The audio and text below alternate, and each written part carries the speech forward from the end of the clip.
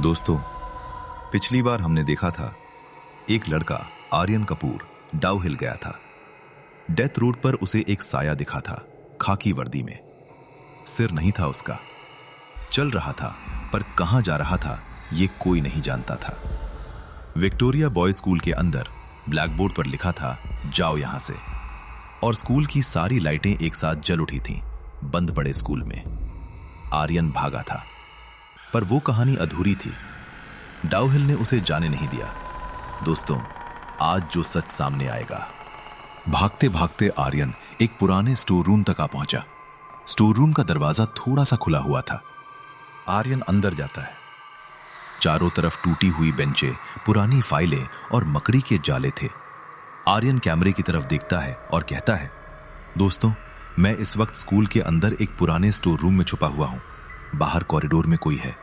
मैंने अभी अभी एक औरत को देखा था और हवा में तैरती हुई दो लाल आंखें।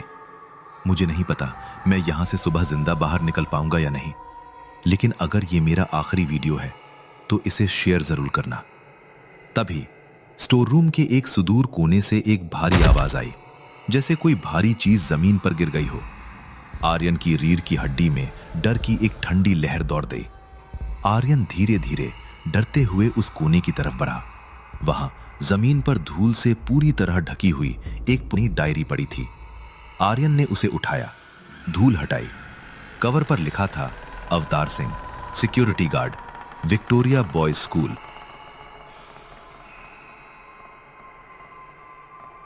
डायरी का पहला पन्ना 1973 का था। अवतार सिंह ने लिखा था, आज मेरी ड्यूटी का पहला दिन है। इस स्कूल में काम करके घर चलाऊंगा।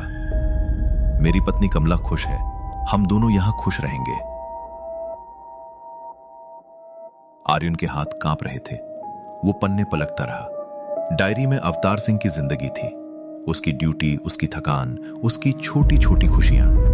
और फिर 1976 के एक पन्ने पर लिखावट अचानक बदल गई, कांपती हुई, टूटी हुई। अवतार सिंह ने लिखा था, डिसूजा सर की नजर कमला पर थी। मैंने देखा था, पर यकीन नहीं आया। सोचा गलतफहमी है। पर एक दिन डिसूजा ने मुझे एक काम के बहाने बाहर भेजा, दूर पहाड़ के उस तरफ। कहा सुबह से शाम लग जाएगी। मैं चला गया, पर काम जल्दी खत्म हो गया और मैं शाम को वापस आ गया। कमला घर पर नहीं थी।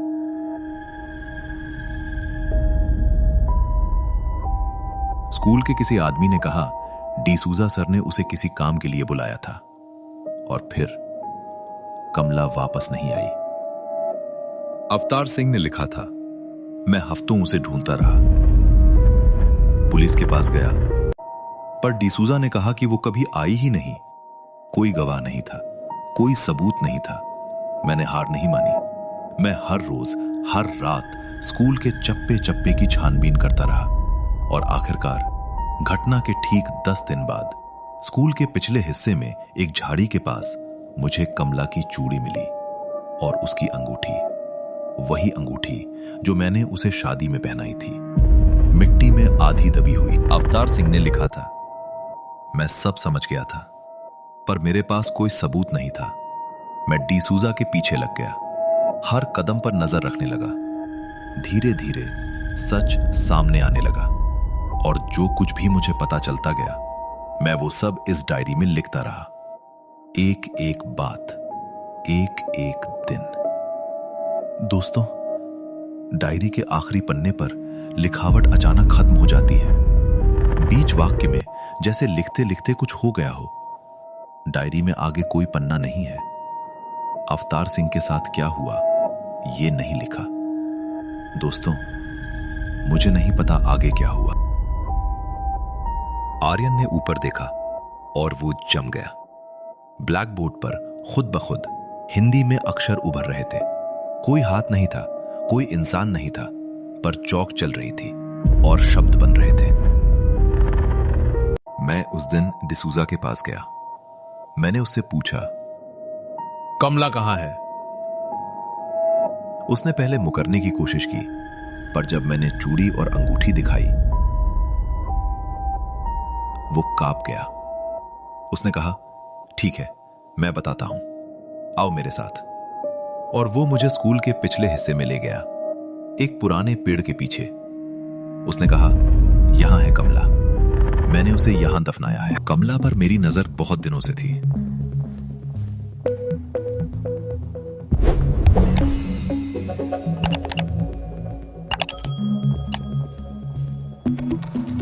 उस दिन मैंने तुम्हें जानबूझकर दूर के काम पर भेजा था।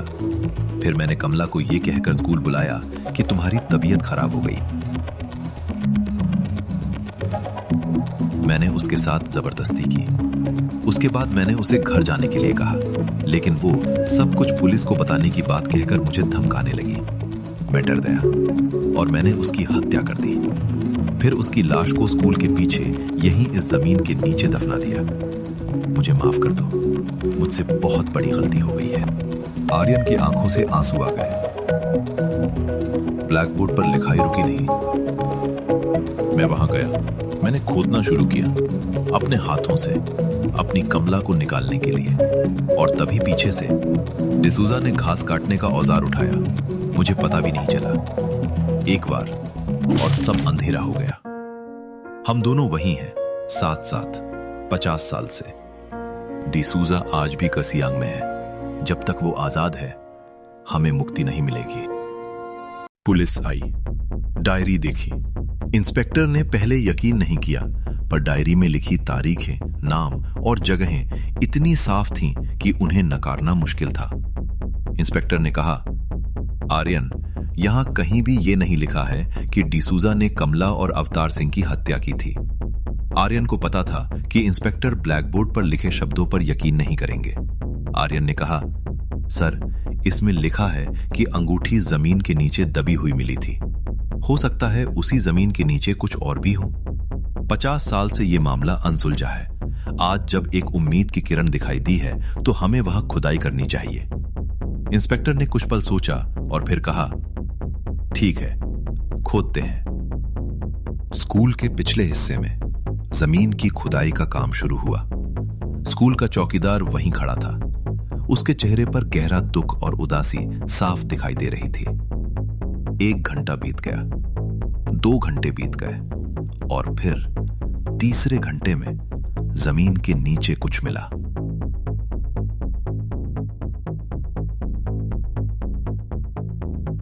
मिट्टी हटाई गई। एक कंकाल मिला। उसके हाथ में चूड़ियों के टूटे हुए टुकड़े थे। शायद वो किसी औरत का था। और फिर कुछ देर बाद एक दूसरा कंकाल मिला, बिना सिर का, बिल्कुल वैसे ही जैसे आर्यन ने पूरी रात उस साए को देखा था। 50 साल पुराने एक अपराध से आज पर्दा उठने वाला था। आर्यन, अवतार सिंह और उसकी पत्नी कमला का कंकाल मिला है। तुम्हारा शक सही था। कंकाल की फॉरेंसिक डेटिंग सन 1976 की है। और ये जो औजार मिला है घास काटने का, इस पर अभी भी उस वक्त का खून है। इसका मतलब इसी औजार से अवतार सिंह की हत्या हुई है। डायरी के साथ यह पूरा सबूत है। केस रजिस्टर होगा। अब बताओ, तुमने कहा डिसूजा अभी भी कर्सियांग में है? सर, जब मैं कर्सियांग में लोगों से पूछताछ कर रहा था, तब मुझे पता चला कि डिसूजा आज भी कर्सियांग में है। ठीक है आर्यन, अगर डिसूजा कर्सियांग में है तो वो कहीं भी छिपा हो, मैं उसे ढूंढ निकालूंगा और अवतार सिंह के परिवार का पता लगाकर उन्हें यह खबर भी दे दूंगा। डॉक्टर बिस्वास ने तुरंत अपनी टीम को कर्सियांग में डिसूजा को ढूंढने में लगा दिया। पुराने रिकॉर्ड खंगाले गए।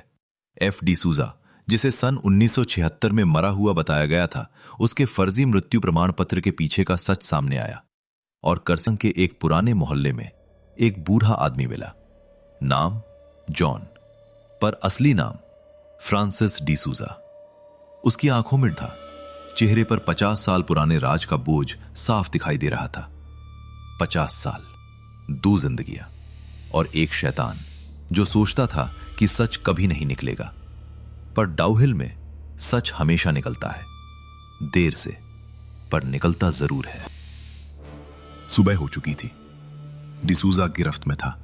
केस रजिस्टर हो चुका था। आर्यन अपने होटल में था। तभी फोन बज उठा। हेलो आर्यन, मैं इंस्पेक्टर विश्वास बोल रहा हूं, क्या तुम पुलिस स्टेशन आ सकते हो? आर्यन तुरंत पुलिस स्टेशन पहुंच गया। इंस्पेक्टर विश्वास ने उसे डिसूजा के बारे में सब कुछ बताया, लेकिन जब हमने अवतार सिंह के बारे में पता किया तो हमें मालूम चला कि उसका एक बेटा है, पर वो भी अब करसियांग में नहीं रहता। बाकी उसके परिवार के किसी और सदस्य का हमें पता नहीं चल पाया। लेकिन धन्यवाद आर्यन, अगर तुम बाहर से आकर इस मामले की छानबीन नहीं करते तो शायद यह केस कभी सुलझ नहीं पाता। आर्यन ने धीमी आवाज में कहा, दरअसल इंस्पेक्टर साहब, मैं तो शुक्रिया उस आदमी का अदा करूंगा जिसने मुझे फोन करके कहा था कि डाउ हिल में सालों से एक रहस्य छुपा हुआ है, वरना मैं डाउ हिल कभी नहीं आता। आर्यन पुलिस स्टेशन से चला गया। वापस जाने से पहले आर्यन एक बार स्कूल के चौकीदार राम सिंह से आखिरी बार मिलने गया। राम सिंह गेट के बाहर खड़ा था, जैसे उसे पहले से पता हो कि आर्यन उससे मिलने जरूर आएगा। राम सिंह भाई, तुमने रात को गेट खोला, अगर तुम नहीं होते तो ये सच कभी सामने नहीं आता। तुम्हारा बहुत बहुत शुक्रिया। राम सिंह मुस्कुराया, पर उसकी मुस्कुराहट में एक अजीब सी उदासी थी, एक गहराई थी, जैसे वह कुछ जानता हो जो आर्यन नहीं जानता। शुक्रिया आर्यन, अब जाओ, सही काम किया तुमने, अब यहां सब ठीक होगा। तभी उसकी नजर राम सिंह की वर्दी की ऊपरी जेब पर पड़ी। वहां एक पुराना बैज लगा था। आर्यन कुछ पल के लिए रुक गया, फिर मुड़कर वह वहां से चला गया। आर्यन वहां से चला तो गया, लेकिन उसके कदम भारी हो चुके थे। उसका दिमाग बार बार उसी बैज पर अटक रहा था। वो भीतर तक सन्न था। उस बैज पर लिखा था, राम अवतार सिंह। राम सिंह अपने क्वार्टर में गया और अपने माता पिता की तस्वीर के सामने प्रणाम किया। मां, बाबा, हो गया, मिल गया इंसाफ, अब जाओ, आराम करो, बहुत रुके हो। उसके माता पिता और कोई नहीं बल्कि अवतार सिंह और कमला थे। अपने माता पिता के बारे में सच जानने के लिए उसने कई सालों तक विक्टोरिया स्कूल में सिक्योरिटी गार्ड की नौकरी की, लेकिन जब उसे कोई कामयाबी नहीं मिली तब उसने यूट्यूब पर आर्यन को देखा, जो भूत प्रेत और रहस्यमयी घटनाओं के राज सुलझाता था। उसी ने आर्यन को फोन करके करसियांग बुलाया था। राम अवतार सिंह, एक बेटे का नाम, जो हर रोज उसी जगह आता था जहां उसके माँ बाप का खून हुआ था, जिसने हार नहीं मानी और जिसने मदद के लिए एक यूट्यूबर को बुलाया। और वो यूट्यूबर आर्यन कपूर, जो डर को अपना करियर समझता था। उस रात के बाद वो बदल गया। डाउ हिल ने उसे डरना नहीं सिखाया, डाउ हिल ने उसे लड़ना सिखाया।